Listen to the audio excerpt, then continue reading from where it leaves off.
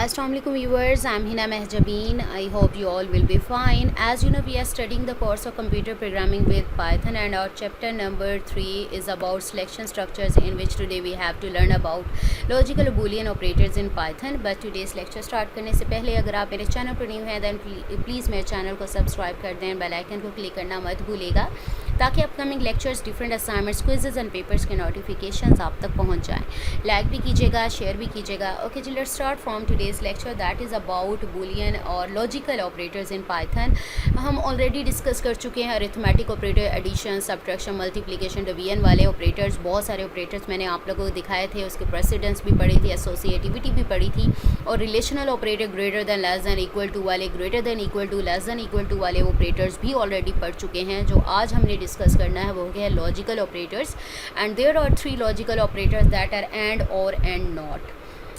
These operators correspond to the logical and, or and not operations respectively. यानी and यहाँ पर small है क्योंकि हमें पता है कि पाइथन केस सेंसिटिव लैंग्वेज है. या द लॉजिकल एंड, लॉजिकल और operators a binary operator. Binary operations का मतलब ये होगा कि ये इसको रिक्वायर होते हैं 2 ऑपरेंड्स. ऑपरेंड्स क्या होते हैं? जैसे 2 + 3 लिखती हूँ ना, तो 2 and 3 ऑपरेंड्स होते हैं, और प्लस का जो ऑपरेटर होता है और जो प्लस एडिशन हो रहा होता है वो ऑपरेशन कहलाता है. ठीक है, तो ऑपरेंड्स का आप लोगों को पता चल गया. यानी x + y लिख सकते हो, तो इसे क्या कहेंगे? बाइनरी ऑपरेशन है. इसी तरह से लॉजिकल नॉट की बात करें, ये यूनरी ऑपरेटर है, ऑपरेशन है, क्योंकि इसमें 1 ऑपरेंड रिक्वायर होता है.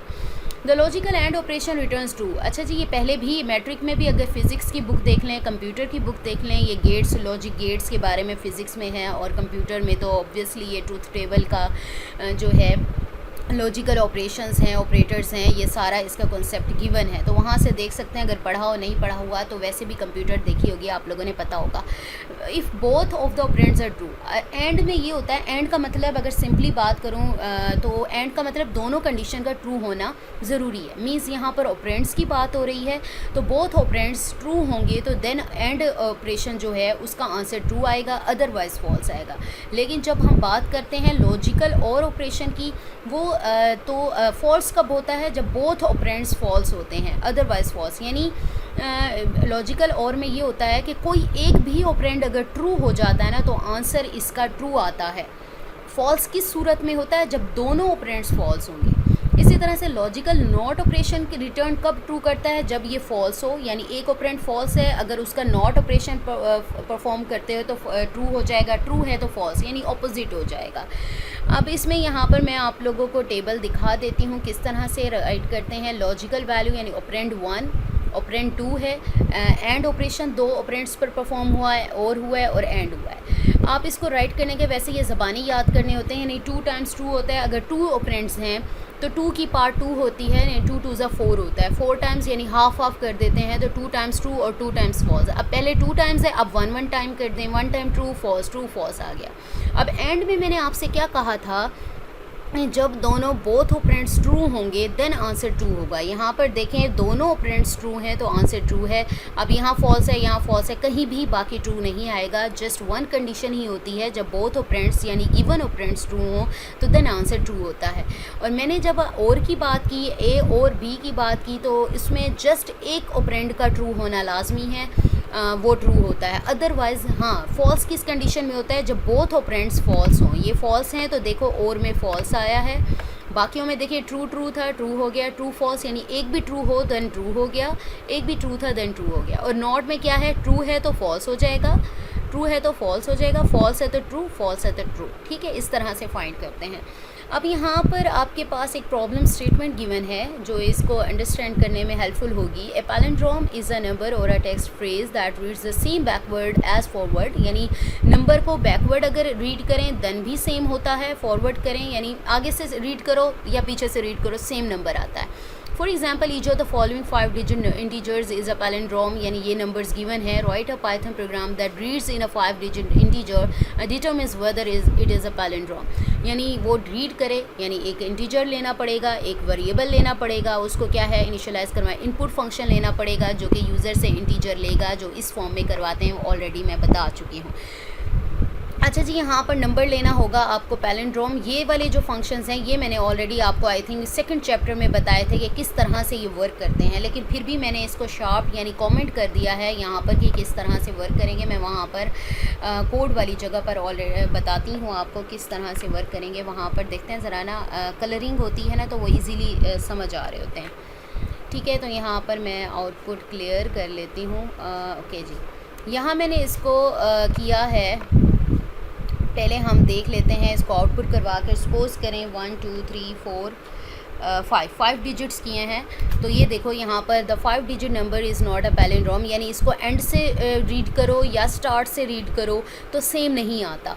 इसी तरह से अगर मैं इसको यहाँ पर करती हूँ क्लियर कर्नल और रन कर देते हैं 1 2 3 2 1 करके देखते हैं। मैं भी आपको करके दिखाती हूँ। ओके, आ जाओ 1 2 3 2 1। ठीक है, ये 5 है। The 5 digit number is a palindrome. कैसे? लास्ट एंड से स्टार्ट करो 1 2 3 2 1। अब स्टार्ट से स्टार्ट करो 1 2 3 2 1। सेम आ रहा है, चाहे बैक से करूँ रीड चाहे फॉरवर्ड यानी स्टार्ट से करूँ तो सेम नंबर आता है। देखो उसने रिजल्ट दे दिया 5 डिजिट नंबर और डिजिट 5 होने चाहिए। Is a palindrome. अगर पहले मैंने जो किया था वो नहीं था इसलिए उसने नॉट दिया था। अब ये वर्क कैसे कर रहा है? मैंने आपसे कहा कि इंटीजर वेरिएबल लेंगे, ठीक है, इनपुट का फंक्शन कर दिया, और इंटीजर अगर फ्लोटिंग करवाना चाहते हो तो फ्लोट में, क्योंकि पैलिंड्रोम की बात हो रही है तो इंटीजर ही होगा। सपोज़ इंटीजर मैं यहाँ पर कंसीडर कर रही हूँ 1 2 3 2 1 ही कंसीडर कर रही हूँ। तो यहाँ पर क्या होता है, x मॉडुलस 10 की बात हो रही है, यानी x जो भी नंबर इंटीजर यूज़र करेगा, जैसे मैंने 1 2 3 2 1 एंटर किया था तो इसको 10 से डिवाइड करेगा। जब 10 से डिवाइड करते हैं, मॉडुलस का मतलब होता है रिमाइंडर क्या आता है। तो रिमाइंडर ये देखें, ये पॉइंट के बाद जो वैल्यू है ना वो रिमाइंडर कंसीडर होती है, दैट इज़ 1। ठीक है, इसी तरह से अब ये जो डबल स्लैश यूज़ होती है फ्लोर डिवीजन होती है, यानी x की जो वैल्यू है जो यूज़र ने एंटर की है यानी 1 2 3 2 1 की है उससे डिवाइड करेगा 10 से। अब फ्लोर डिवीजन इसलिए होते हैं नियरेस्ट डिजिट प्रोवाइड करता है, पॉइंट के बाद जो वैल्यू होती है उसे कैंसिल कर देता है। यानी मेरे पास आंसर आया था ना 1 2 3 2.1 आया था, तो ये जो पॉइंट वाली वैल्यू है ये कैंसिल हो जाएगी। नियरेस्ट डिजिट जो मेरे पास है 1 2 3 2 ये रिटर्न आ जाएगा मेरे पास। ठीक है, ये मेरे पास क्या आंसर कंसीडर होगा, ये वाला। अच्छा जी, ये आंसर, अब ये वाला आंसर जो आया है अब इसको क्या करेगा, अगेन 10 पर डिवाइड कर देगा। ये वाला आंसर है 10 पर डिवाइड करेगा, मेरे पास ये आंसर है। मॉडुलस ऑपरेटर है, मीन्स रिटर्न मेरे पास रिमेनिंग क्या है 2 है मेरे पास, तो ये हम यहाँ पर 2 कंसीडर करेंगे। अगेन अब ये वाला जो था, अगेन इसको 10 पर डिवाइड करेंगे, जो नंबर मेरे पास गिवन है तो क्या है, पॉइंट ख़त्म हो जाएगा। ये देखो पॉइंट ख़त्म हो जाएगा तो 1 2 3 बच जाएगा। अगेन वही प्रोसेस आपके पास आएगा, 1 2 3 है, अगेन 10 पर डिवाइड करो। मॉडुलस का मतलब है रिमेनिंग पार्ट, यानी आपके पास क्या आएगा 0.3 है तो 3 कंसीडर होगा यहाँ पर। ठीक है, तो इसको फ्लोर डिवीजन अप्लाई करोगे तो पॉइंट वाली वैल्यू कैंसिल हो जाएगी, तो मेरे पास यहाँ 12 आ जाएगा। सेम अब 12 आया है, अगेन इसे 10 से डिवाइड करो, 1.2 आ रहा है तो यहाँ पर 2 कंसीडर होगा, पॉइंट के बाद वाली वैल्यू रिमाइंडर जो हमारे पास है। अगेन अब ये मेरे पास 12 था, उसको फ्लोर डिवीजन अप्लाई करो तो 1.2 था, तो फ्लोर डिवीजन में पॉइंट वाला पार्ट नहीं लिखते तो मेरे पास 1 आ जाएगा। ई वाला पार्ट आप राइट ना भी करें तो कुछ नहीं होता, क्योंकि इसका आंसर 1 ही आएगा। अब यहाँ अगर मैं देखूँ 1 2 3 2 1, ठीक है, जो जो कंसीडर किया है देखिए ये चीज़ बन रही है मेरे पास। तो if a is equal to E, A मेरे पास क्या था 1, इक्वल आ जाता है ई मेरे पास 1 है, यानी लास्ट वाला अगर 1 वाले के इक्वल आ जाता है, एंड ऑपरेटर जो कि लॉजिकल ऑपरेटर है, एंड बी यानी बी मेरे पास क्या है 2 इक्वल आ जाता है डी, यानी यहाँ भी 2 है, दोनों इक्वल आ गए तो मेरे पास क्या होगा, the 5 digit number is a palindrome. Otherwise यानी एल्स पार्ट में लिखोगे कि ये इज़ नॉट अ पैलिंड्रोम। ठीक है, इसी तरह से ये वर्क करेगा। ये वैसे चीज़ें मैं ऑलरेडी आप लोगों को बता चुकी थी, तो यहाँ पर मैंने कोड जो राइट किया था यहीं पर पेस्ट किया हुआ है मैंने। ठीक है, तो इसको मैंने किया हुआ है, वैसे मैंने डॉट हटाए तो इसलिए मैं कर रही हूँ। अगेन मैं इसको एक बार और करके देखती हूँ। 5 क्या करें, हम वहाँ से ही देख लेते हैं अपने जो प्रोग्राम था उसमें कोई पैलिंड्रोम नंबर देख लेते हैं। 4 3 टाइम्स 5 है, 4 है। ठीक है, 4 1 2 3 और ये 4 एंटर करें। The 5 digit number is a palindrome, क्योंकि 4 3 टाइम्स 5 4 है। अगर इधर से करूँ तो तब भी वही आता है।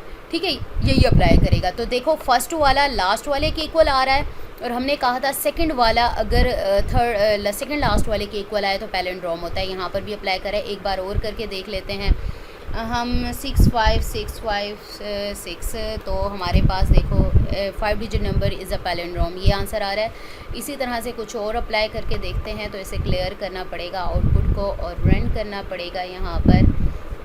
तो मैंने नोट वाला भी आप लोगों को करके दिखाया कि जब रिज़ल्ट नहीं आता 2 5 6 8 9 ये 5 हो गए हैं, तो देखो is not a palindrome number. ठीक है, ये देख लें आप लोग, ये आप लोगों के पास रिज़ल्ट आ गया। ये मैंने ऑलरेडी आप लोगों को करके दिखा दिया है प्रोग्राम, यहाँ कंसीडर होगा। ये आउटपुट भी मैंने आपको डिफरेंट वेज़ में दिखा दिया। रिमार्क्स में मैं आप लोगों को कुछ चीज़ें बता देती हूँ कि and expression for a Boolean and expression से A and B the condition is false then the Python does not evaluate. अच्छा जी, देखें हमने जब टेबल्स किए हैं तो बूलियन एक्सप्रेशंस जो किए हैं, एंड की जब बात आती है तो हम क्या कहते हैं कि अगर एक एक्सप्रेशन भी फर्स्ट एक्सप्रेशन अगर फॉल्स आ जाता है तो नेक्स्ट जो सपोज़ करो कंडीशन 1 ही फॉल्स आ गई तो आगे इवैल्यूएट ही नहीं करेगा कंडीशन बी, क्योंकि एंड में क्या होता है कि दोनों का ट्रू होना लाजमी होता है। It simply evaluates the whole expression to false, यानी एक फर्स्ट वाला देखते ही उसे पता चल गया कि कंडीशन फॉल्स है तो आगे वो जाएगा ही नहीं। ठीक है, तो पूरा का पूरा एक्सप्रेशन क्या इवैल्यूएट हो जाएगा कि हमारे पास फॉल्स है। This behaviour is refer to as short circuit evaluation, therefore to exploit this behaviour of Python for efficiency processing the programmer should place that condition at the left side of and operator which is more likely to be false. कि कोशिश ये करनी चाहिए कि efficient बनाने के लिए ये जो फॉल्स है अगर आ रहा है किसी कंडीशन में तो उसे लेफ़्ट साइड पर राइट करें एंड के, ताकि पहले ही पता चल जाए कि ये आगे जाना ही ना पड़े। इसी तरह से और में अगर आपके पास एक कंडीशन ट्रू हो जाती है तो हम देख लेते हैं, हमें पता है कि दोनों में से अगर एक ट्रू हो, आगे बेशक फॉल्स हो बेशक ट्रू हो, तो हमें पता है कि अगर एक कंडीशन ट्रू हो जाती है और ऑपरेशन में और एक्सप्रेशन में, तो क्या होगा कि पूरी की पूरा जो एक्सप्रेशन है वो इवैल्यूएट किया जाता है कि वो ट्रू है। दूसरी कंडीशन को इवैल्यूएट करने की ज़रूरत ही पेश नहीं आती। यहाँ पर भी यही चीज़ बताई हुई है कि इसमें अगर एक फॉल्स हो जाए एंड ऑपरेशन में, तो एक फॉल्स हो जाए तो आगे कंडीशन बी इवैल्यूएट नहीं होती और पूरे के पूरे एक्सप्रेशन को फॉल्स समझा जाता है। और ऑपरेशन की बात करूँ तो और ऑपरेशन में अगर फर्स्ट कंडीशन ही हमारे पास ट्रू आ जाती है तो दूसरी को इवैल्यूएट करने की ज़रूरत ही नहीं है, पूरा का पूरा एक्सप्रेशन ट्रू कंसीडर होगा।